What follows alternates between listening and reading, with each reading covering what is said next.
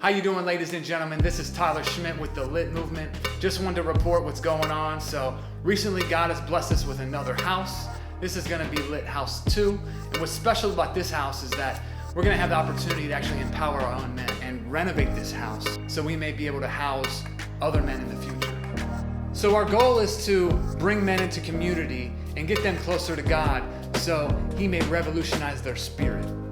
So this is actually the first house that God blessed us with. We're gonna model our second house after this. This currently holds 10 men, and all these men have came from the jail, street, treatment, and these are the men that we plan to use for our second project.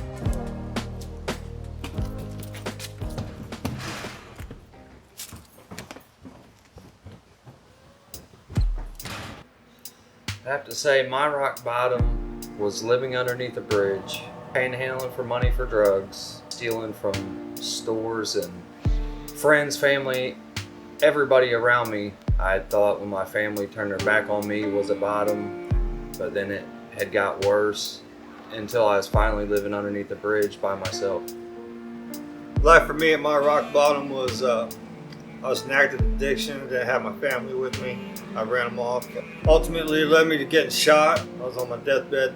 Even after that, I still pursued drugs, ended up going to prison, jail a few times. After just doing a 3-year stretch in prison, I got out, got rearrested. My family being involved with the church and everything, some guy came in to see me one day, just kind of out of the blue. And he was from Lit, told me his story, and I didn't have to live life like I was anymore, and it gave me inspiration. The biggest thing with life now is peace of mind. Just being able to lay down and sleep. My daughter, who had watched me live on the streets, is calling me every day, asking me to pick her up every day after school. We just have a father-daughter relationship today. So life today for me is completely opposite of how I was living my life before. Willingly accepting Christ in my life, living in the Lit House. I maintain a healthy relationship with my family. My daughter I ain't seen in a few years because of addiction. Now I got joint custody of her, about ready to receive full custody. I've been blessed to be able to manage a house, help fix up and start a second house to pull other guys off the street and out of addiction.